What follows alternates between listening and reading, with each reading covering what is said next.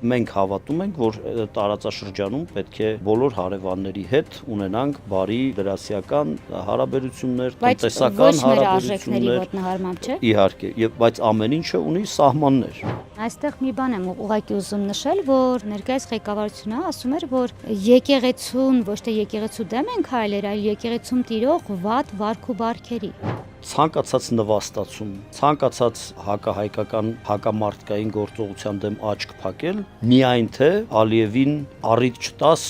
դժգոհություն արտահայտելու կամ Աստված ոչ անի ինչ որ լարում ստեղծելու սահմանին, որովհետև այդ խաղաղության կոնցեպտը Փաշինյանի առաջարկած փուլ կգա։ Ձեզ են մեղադրում հենց Հայկին Մարության, քանի որ նա եղել է հենց ժողովրդին ճակերտավոր սև եւ սպիտակ բաժանողը։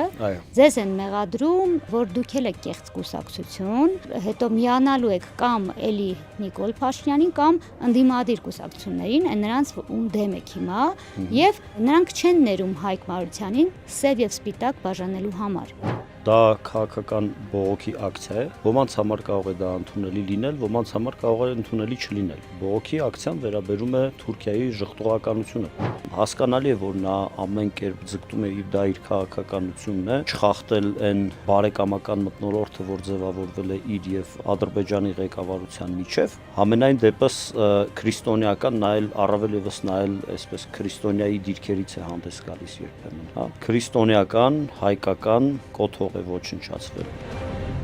Ողջույն դեպքի սիրելի հետևորդներ, դուք կրկին դիտում եք անվտանգային ԴՆԹ հաղորդաշարը եւ այսօր իմ հյուրը մեդիա փորձագետ, լրագրող, ԱԺՊ թեկնածու, Նոր ուժ կուսակցության ներկայացուցիչ Հակոբ Կարապետյանն է, ողջույն։ Շնորհակալ եմ ժամանակ գտնելու եւ մեր հաղորդմանը հյուր գալու համար։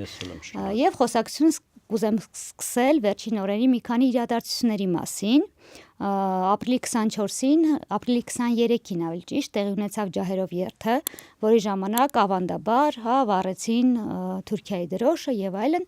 եւ ոչ թե Թուրքիան, այլ Ադրբեջանից, Երևանից պահանջեցին, որ գտնվեն եւ պատժի ենթարկվեն այն երիտասարդները, ովքեր այրել են դրոշը Թուրքիայի։ Իհարկե Նիկոլ Փաշինյանը եւս ի պաշտոնե ասաց, որ չի ողջունում այդ քայլը եւ շատ մարդիկ եւս։ Սա ինչի մասին է, որպես մեդիա փորձագետ եւ արդեն քաղաքական գործիչ, ձեր կարծիքը։ Որպես մեդիա փորձագետ, անկեղծ ասած, դրա հետ կապված որևէ մեկնաբանություն չունեմ, իսկ ընդհանուր առմամբ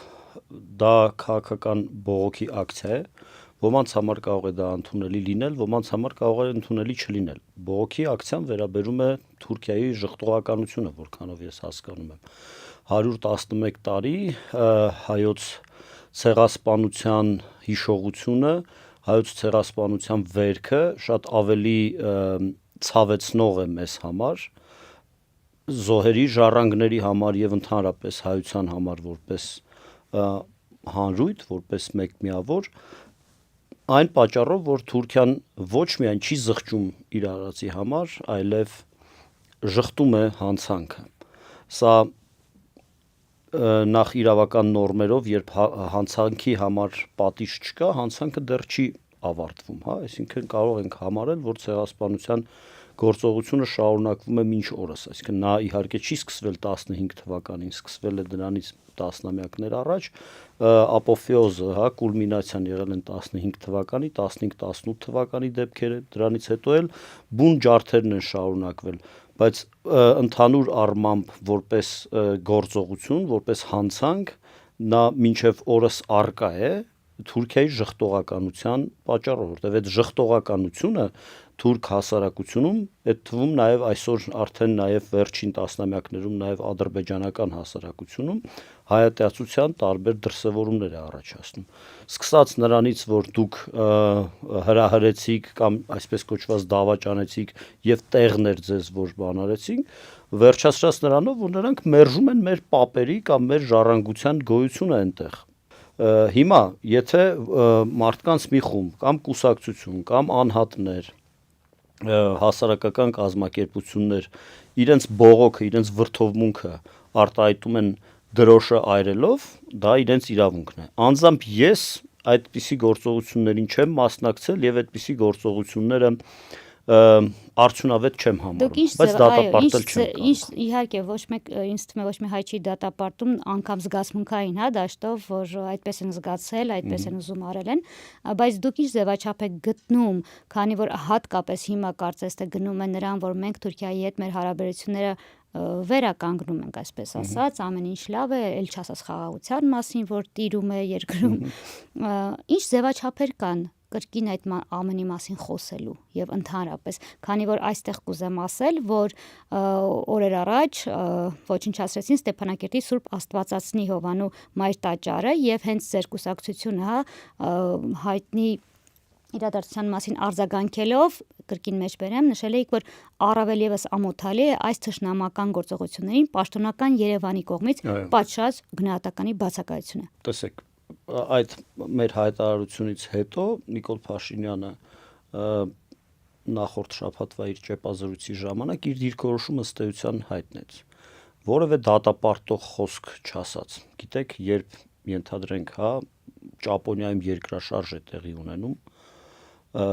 աշխարհի տարբեր երկրներ ցավակցական ուղերձներ են հղում, իրենց ափսոսանքը հայտնելով այդ ողբերգության հետ կապված։ Ես հանրապետության վարչապետի խոսքում հասկանալի է, որ նա ամեն կերպ ձգտում է, դա իր քաղաքականությունն է, ամեն կերպ ձգտում է չխախտել այն բարեկամական մթնոլորտը, որ ձևավորվել է իր եւ Ադրբեջանի ղեկավարության միջև, համենայն դեպս քրիստոնեական նայել, առավել եւս նայել, այսպես քրիստոնեայի դիրքերից է հանդես գալիս երբեմն, հա, քրիստոնեական, հայկական կոթող է ոչնչացվել, դա այսպես թե այնպես, անկախ նրանից, թե դա որ պետության յուրիսդիկցիայի տակ է գտնվում, դա հանցանք է, դրա համար առնվազն ափսոսանք չհայտնելը, չգիտեմ, անպատկերացնելի, չգիտեմ, անմարդկային վերաբերմունք է, հա, նախ մեր ազգի մշակութային ժառանգության նկատմամբ ընդհանուր առմամբ եւ նաեւ ուղղակիորեն Արցախցի մեր հայրենակիցների ցավի նկատմամբ, որտեվ տասնյակ հազարավոր արցախցիների համար դա ոչ միայն ուղղակի հայկական մշակութային կոթող էր, այլ իրենց, այսինքն հազարավոր մարդիկ այնտեղ մկրտվել են, այնտեղ պսակադրվել են եւ այլն, կամ ուղղակի այցելել են իրենց աղոթքն են հղել։ Պարոն Կարապետյան, հետաքրքիր, բացի այդ, հա, այդ հոգեվոր դաշտից եւ ներողություն եմ խնդրում, ցեղասպանության համատեքստում, ցեղասպանության օրվա ոգեկոչման համատեքստում առավել եւս հենց Ստեփանակերտի մայր տաճարի ոչնչացումը հատկանշական է, որտեղ դա եւս հայատյացության եւս մեկ դրսևորում է։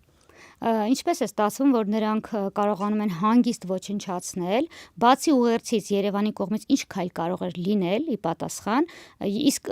փոխարենը նաև նրանցից հենց Ադրբեջանը պահանջում է Թուրքիայի դրոշ չվառել Երևանի կենտրոնում։ Ամեն ինչ այնքան մակերեսի վրա է, որ չգիտեմ, մեկնաբանությունները լրացուցիչ մեկնաբանությունները թերևս ավելորդ են։ Իսկ իրավիճակը ուղղել հնարավոր է։ Հունիսի 7-ից հետո նաև հենց հունիսի 7-ը շատ լավ հիշատակեցիք, հենց հունիսի 7-ին ընթառաջ որն է քաղաքացիական պայմանագիր կուսակցության կարգախոսը, տեր կանգնիր խաղաղությանը, չէ, օրակարգը խաղաղության օրակարգ եւ այլն։ Եվ պետք է անել առավելագույնը ցանկացած նվաստացում, ցանկացած, չգիտեմ, հակահայկական հակամարտկային գործողության դեմ աչք փակել, միայն թե Ալիևին առիթ չտաս դժգոհություն արտահայտելու կամ Աստված ոչ անի ինչ որ լարում ստեղծելու սահմանին, որովհետև այդ խաղաղության կոնցեպտը Փաշինյանի առաջարկած փուլ կգա։ Եվ այս մի քանի շաբաթների ընթացքում մենք բնականաբար կտեսնենք այդ չգիտեմ առիթներ կլինեն թե չէ, համենայն դեպս մենք արդեն քիչ չեն առիթները, որ մենք տեսնում ենք, որ գերնպատակը վերարտադրվելն է, գերնպատակը ընտրություններում հաջողության հասնելն է եւ դրա համար եւ եթե հիշում եք ապրիլի 24-ի ուղերձում եւս դա ոչ այնքան ցավակցական կամ ցեղասպանության սուրբ նահատակների հիշողությունը ոգեկոչելու ուղերձ էր, այլև ինչ որ վերաիմաստավորելու փորձ կամ կրկին ինչ որ աղոտ ակնարկներ այն բանի, որ ցեղասպանությունը տեղի ունեցավ, որովհետև այս կամ այն Սան Ստեֆանոյում կամ Բեռլինի կոնֆերանսում հայկական հարցը բարձրացվել է։ Թերևս այս թեման շատ քննարկվեց, հատկապես երբ ասում են տարբեր խմբերի պատճառով տեղի ունեցավ, մի խոսքով, բայց այս ֆոնի վրա մի բան եմ ուզում հասկանալ։ Երբ որ ներկայիս կառավարությունը ամբողջությամբ ընկերացել է Թուրքիայի եւ Ադրբեջանի հետ, ինչպես իրենք նշում են եւ գնում են խաղաղության, հա, ու ասում է Նիկոլ Փաշինյանը շատ խրոխտ ձայնով, որ եթե չվերընտրվեն իրենք, կսկսվի պատերազմ, որը աղետալի կլինի հայ ժողովրդի համար։ Արդյոք դա մեդիա առումով չի ազդում ժողովրդի հոգեբանության վրա եւ արդյոք դա կարող է համապատասխանել իրականությանը։ Նախ մեր կուսակցության դիրքորոշումն է, որ անմարդկային է եւ անբարոյական է ցեղասպանություն եւ այսքան պատերազմներ տեսած ժողովրդին, հասարակությանը սպառնալ պատերազմով, ընտրեք մեզ, այլապես պատերազմ կլինի։ Իհարկե այդպես չի։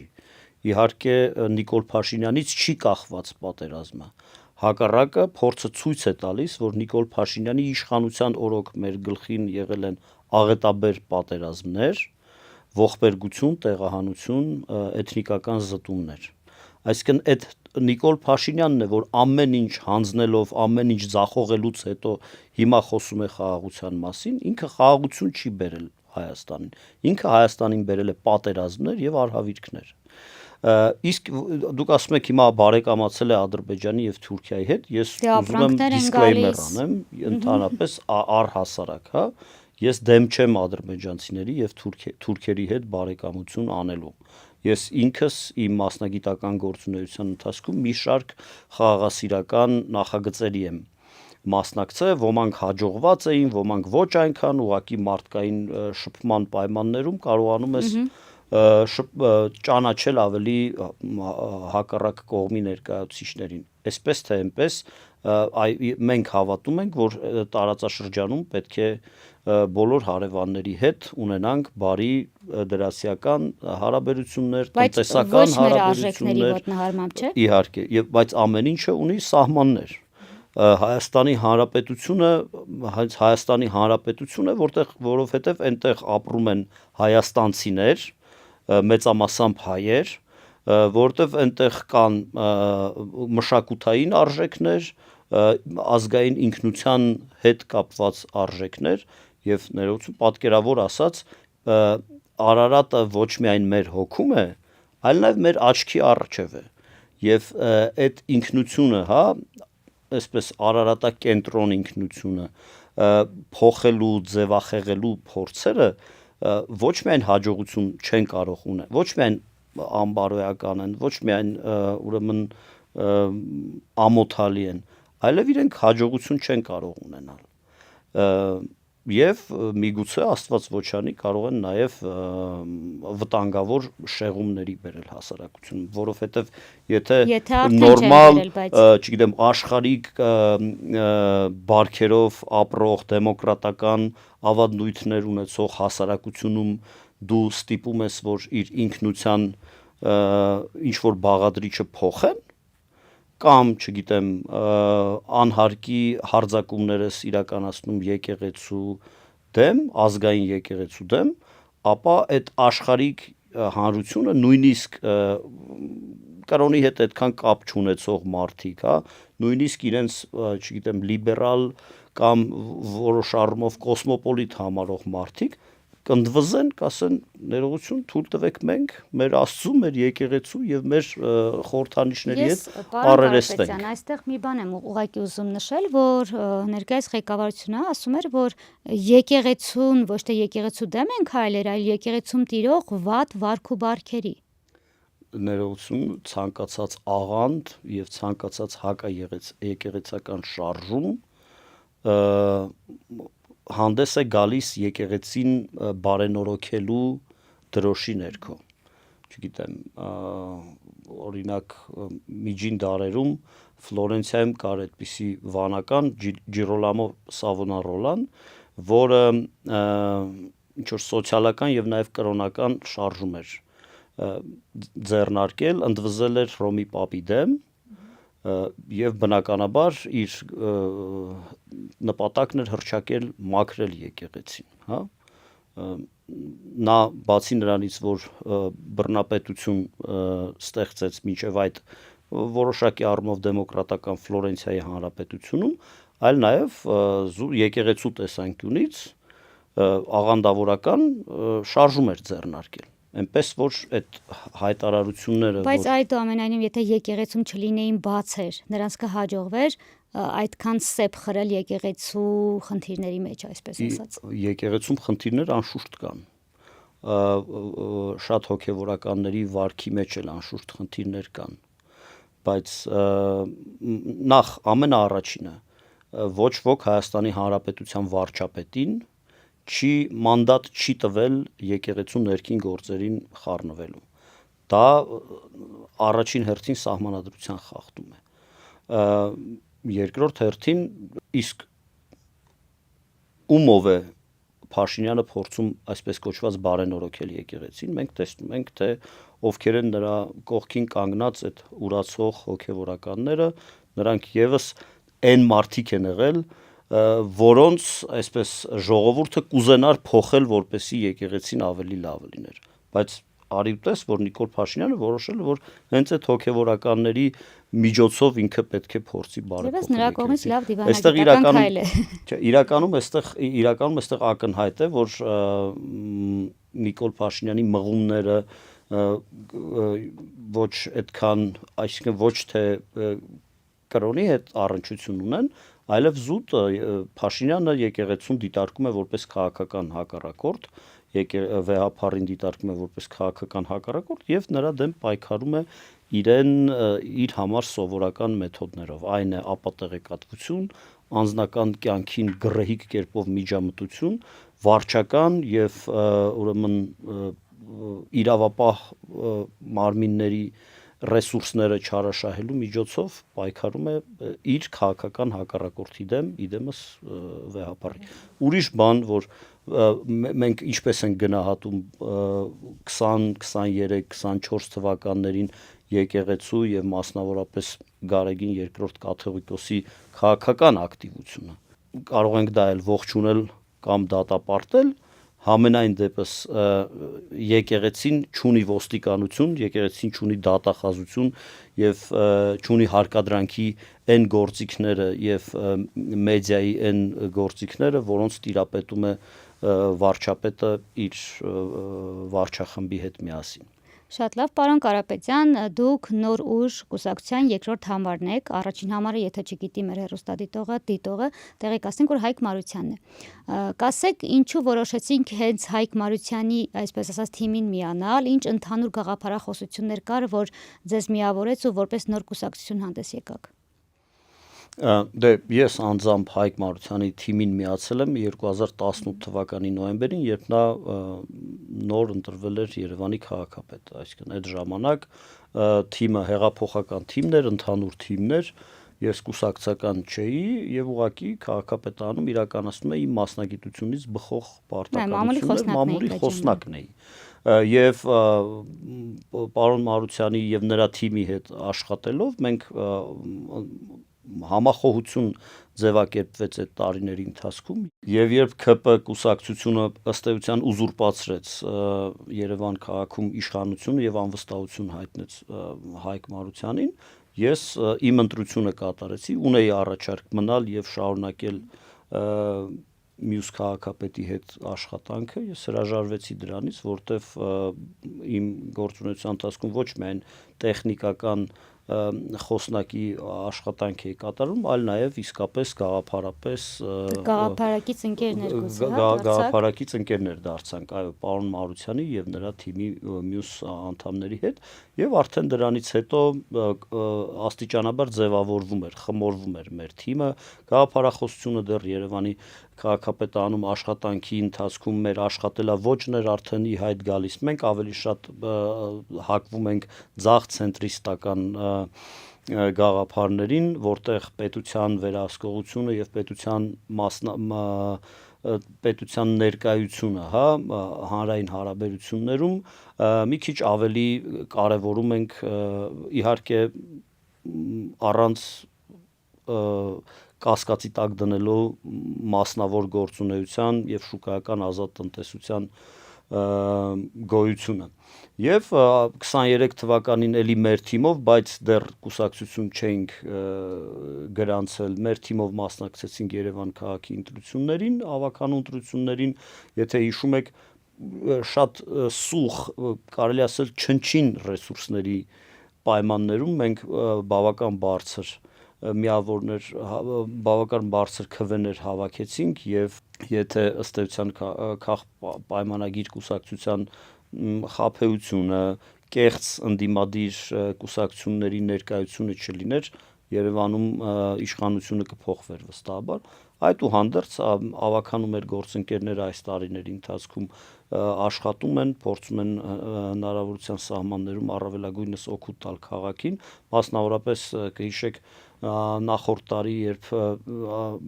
տրանսպորտի սակագների կտրուկ բարձրացում եղավ մինչև 300 դրամ, մեր պայքարի, մեծապես մեր պայքարի շնորհիվ, իհարկե մենք չհասանք մեր պայքարի առավելագույնին, բայց մեր պայքարի շնորհիվ 300 դրամ սակագինը դարձավ 150 դրամ։ Պարոն Կարապետյան, դուք խոսեցիք կեղծ կուսակցություններից եւ այլն, այս շրջանում շատերը, չեմ ասի բոլորը, կամ ոմանք ասեմ,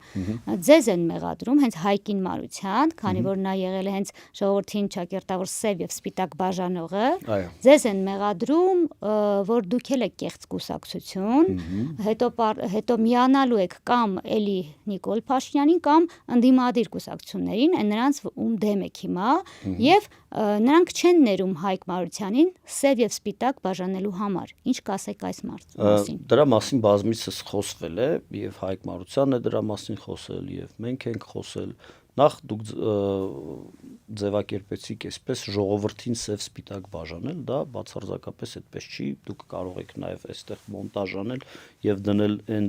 տեսագրությունը, որտեղ Հայկ Մարությանը հայտնի ներողություն, դա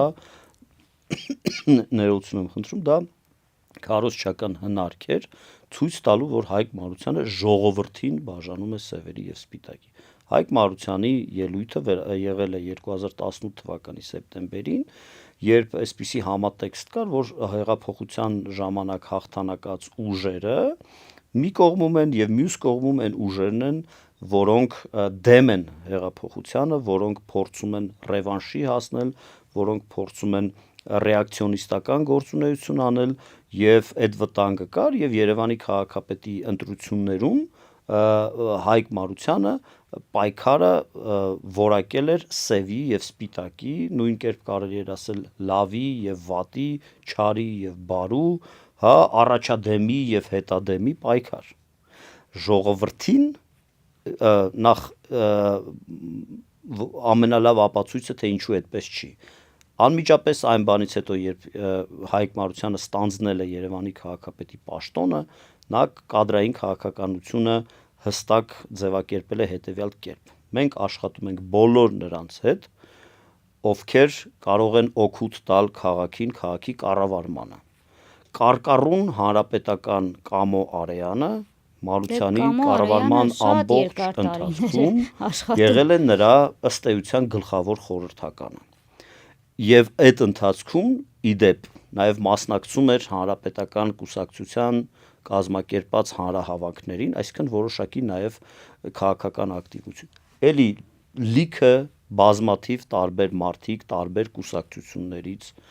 անկուսակցական մարդիկ եւ այլն։ Եվ ի վերջո քաղաքացիական պայմանագիր կուսակցության հետ խզումը նաև սկսվեց, խզման պատճառներից մեկը նաև դա էր։ Գուցե հենց պատճառը դա էր, որ հանդուրժող եւ ընդունող էր։ Պատճառներից մեկը նաև դա էր, որովհետեւ այստեղ կար հիմնական խնդիր։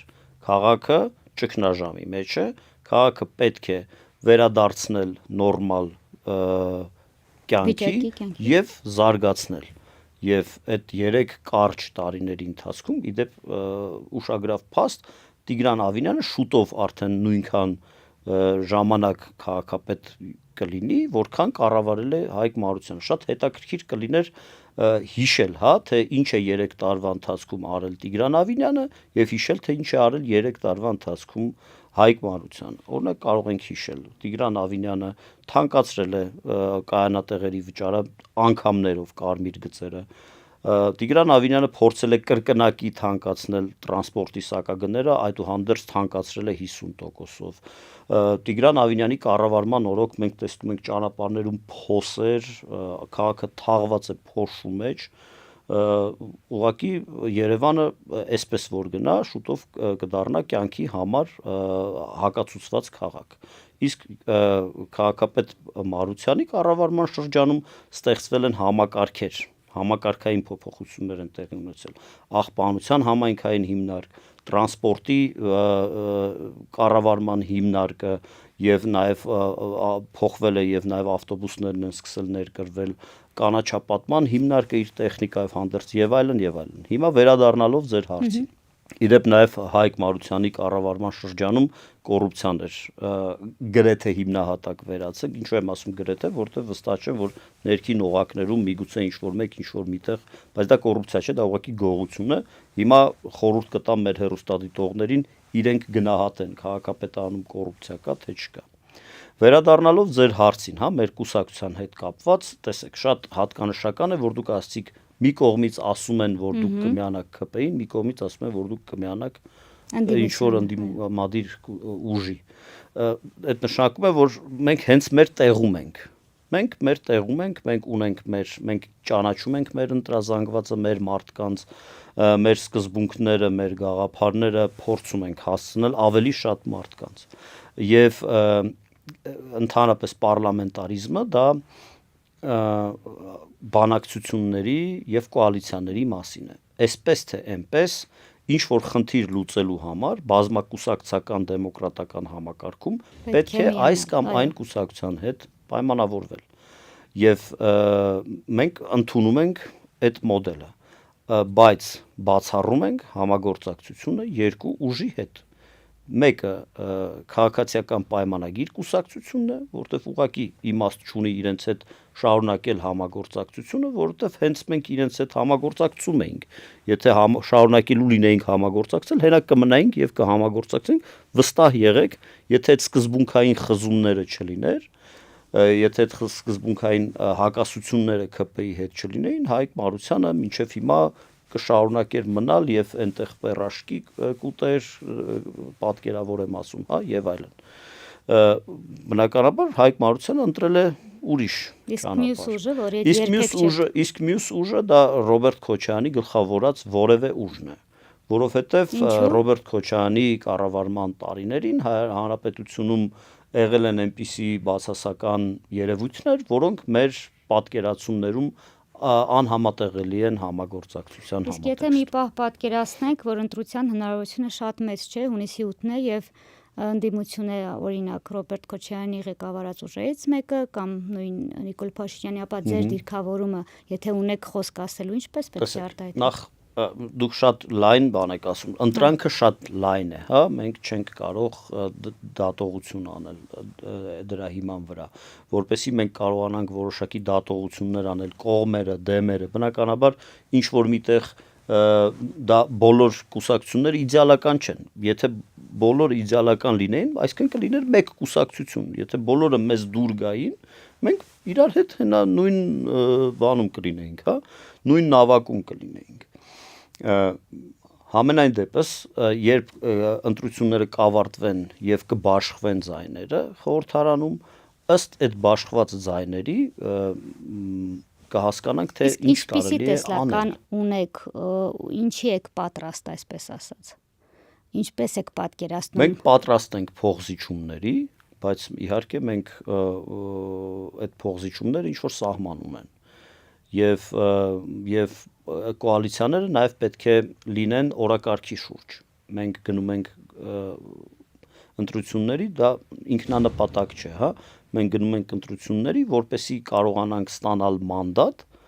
եւ եթե կարողանանք ձևավորել իշխանություն, ապա որպես իշխանություն իրականացնենք մեր ծրագրերը, եթե լինենք ընդդիմությունում, ապա էլի մեր ծրագրերի, մեր գաղափարների սահմաններում ճնշում գործադրենք իշխանությունների վրա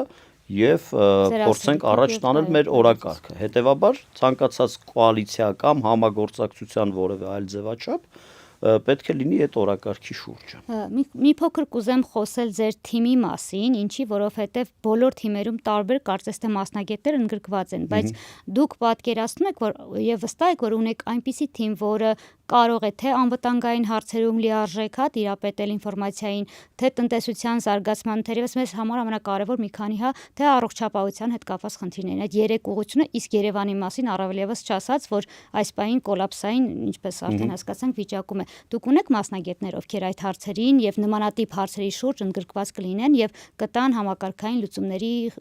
առաջարկներ։ Անշուշտ, եթե մենք խոսում ենք կրկին երկու սցենար կա, առավելագույն ծրագիր, այսպես ասած, պրոգրամա մաքսիմում եւ նվազագույն ծրագիր, պրոգրամա մինիմում։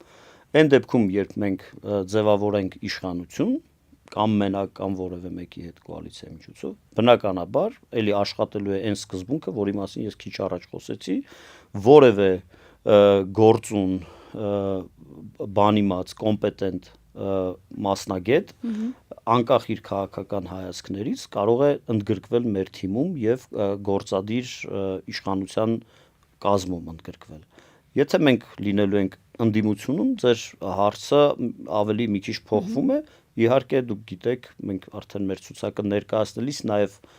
առնվազն առաջին տասնյակում ներկայացրել ենք մասնագետները։ Այդ տասնյակում կան տնտեսագետներ, կան շինարարական խոշոր կազմակերպության ղեկավար, կան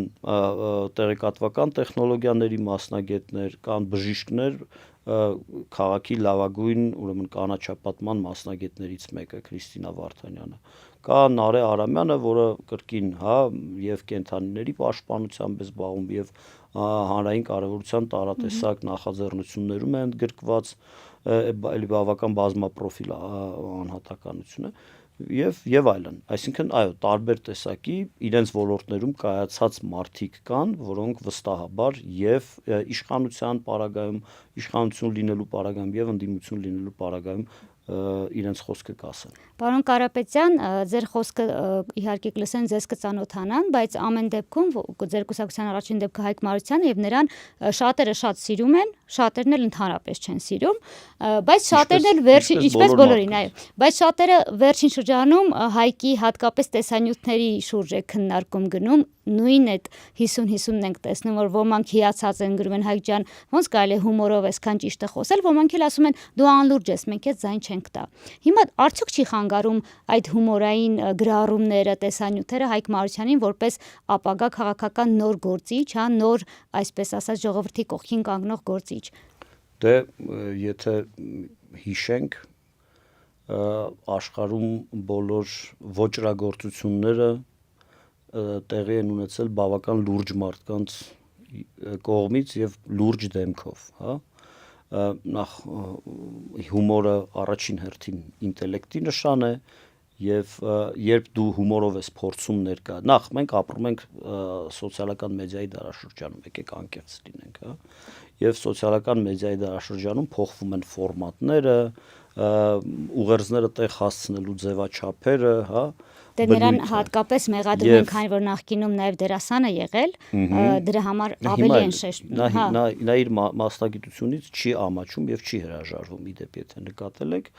եւ եթե մարդը իր ուղերձը փորձում է տեղ հասցնել, նա ընտրում է իրեն այն արտահայտչամիջոցները, որոնք իր համար ավելի մատչելի են եւ իր մոտ ավելի, այո։ Եվ Հայկ Մարությանը, այո, օգտվում է, օգտագործում է իր փորձառությունը եւ իր տաղանդը եւ այդ հումորները, եթե նկատում եք, դրանք ինքնանպատակ չեն, իրենք իրենց մեջ քաղաքական ուղերձ են պարունակում։ Իսկ եթե ուզում ենք խոսել լուրջ, այսպես կոչված, աշխատանքի մասին, առանց այսպես կոչվածի, եթե ուզում ենք խոսել լուրջ աշխատանքի մասին, այդ լուրջ աշխատանքն էլ բոլորս տեսել ենք, երևանցիները տեսել են 3 տարվա ընթացքում Մարությանի Թերևս վերջին հարցն եմ ուզում տալ, ձեր կուսակցությունը արտաքին քաղաքականության ոլորտում կողմ է Եվրամիության եւ եվրոպական երկրների հետ ինտեգրման ծրագրերի խորացմանն ու ընդլայնմանը։ Այո։ Բայց դուք նաեւ նշում եք, որ միաժամանակ կուսակցությունը կարևորում է բարեկամական հարաբերությունների պահպանումը Ռուսաստանի, Ամերիկայի Միացյալ Նահանգների եւ Հնդկաստանի, Չինաստանի մի խոսքով ինչ որ երկրների հետ։ Սա ամենաբարդ այն գիծն է, որում Հայաստանը միշտ բալանսի պահպանման խնդիր է ունենում։ Դուք ինչպես եք պատկերացնում, ոնց պետք է մենք համ ԵՄ-ի հետ ունենանք, հա, նման հարաբերություններ, համ մնացած պետությունների հետ։ Մանավանդ, որ Սախարովը, Ռուսաստանի ԱԳՆ մամուլի խոսնակը, նշել է, որ ԵՄ-ն ամեն գնով միջամտելու է հունիսի 7-ի ընտրություններին եւ ազդելու է ընտրությունների արդյունքի վրա։ Նույն հաջողությամբ կարելի ասել, որ Ռուսաստանը ամեն ձևով միջամտելու է Հայաստանի ընտրությունների վրա եւ փորձելու է ազդել ընտրությունների արդյունքի վրա։ Կարծում եմ ակնհայտ է, որ այդ միտումն էլ կա, հա։ Խնդիրը արժեքային համակարգի մեջ է։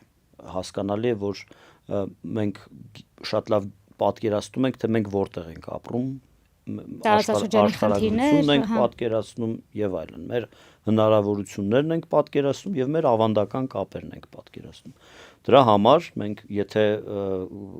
երբեք չակնկալեք, որ մենք կհայհոյենք Ռուսաստանին կամ Ռուսաստանի որևէ ղեկավարին, հա, դա ոչ միայն ճիշտ չէ, այլև սխալ է, որովհետեւ այսպես թե այնպես մենք շատ լայն եւ խորը կապերով կապված ենք Ռուսաստանի հետ։ Այդուհանդերձ մենք չենք կարող չարձանագրել, որ հենց Եվրոպական միության հետ ինտեգրացիան է, ինտեգրացիայի հեռանկարն է, որ Հայաստանին հնարավորություն է տալիս ավելի լավ չափանիշներ, կյանքի ավելի բարձր որակ ակնկալել, հա, որովհետև շատ պարզ է, ներողություն պրիմիտիվ օրինակի համար, ուրեմն Ստոկհոլմում կյանքը ավելի լավն է, քան Նովոսիբիրսկում, եւ շատ ավելի լավ է ապրել այնպիսի համակարգում, այնպիսի երկրում, որտեղ դատարաններն անկախ են, որտեղ ընտրությունները ազատ են եւ թափանցիկ, որտեղ խոսքի ու իրավունքը հարգվում է եւ կարող ես քո բողոքը դուրս գալ եւ արտահայտել հրապարակներում կամ չգիտեմ մամուլի միջոցներով, քան հակառակը։ Եվ այդ իմ նշած լավ մոդելը, լավ մոդելի ուրեմն էտալոնը ըստ էության եվրոպական քաղաքակրթությունն է եւ Եվրոմիությունն է, բայց մեր եւ ըստ էության հայկական եւ մենք էլ պետք է բանանենք, մենք չենք համարում, որ հայկական դեմոկրատիան ծնվել է 2018 թվականին։ Իհարկե 2018 թվականին նշանակալի փոփոխություններ եղել են, բայց իր գոյության ամբողջ ընթացքում Հայաստանի երրորդ հանրապետությունը որոշակի դեմոկրատական ավանդույթներ ունեցել է։ Մենք ուզում ենք այդ ավանդույթները զարգացնել եւ խորացնել Եվրոպայի հետ համագործակցություն։ Շատ լավ, բայց Հայաստանում այն դեպքում հասկանում եմ, այն դեպքում եւ դա հակասության մեջ է մտնում մեր մյուս գործընկերների հետ, այդ հակասությունները պետք է մաքսիմալ կերպով կառավարվեն, չեզոքացվեն։ Դուք պատրաստ եք, դուք կարող եք կառավարել այդ հակասությունները, որպեսզի Հայաստանի ոչ տարածքային, ոչ մի այլ խնդրով, հա, այլ մենք չդիմենք ոչ մի պետության։ Իհարկե պատրաստ ենք, այո, պատրաստ ենք։ Մենք պատրաստ ենք կառավարել ռիսկերը, մենք պատրաստ ենք համագործակցել որևէ տարածաշրջանային կամ աշխարհաքաղաքական ուժի հետ։ Շատ լավ, շնորհակալ եմ։ Իսկ մենք կհանդիպենք մյուս շաբաթ։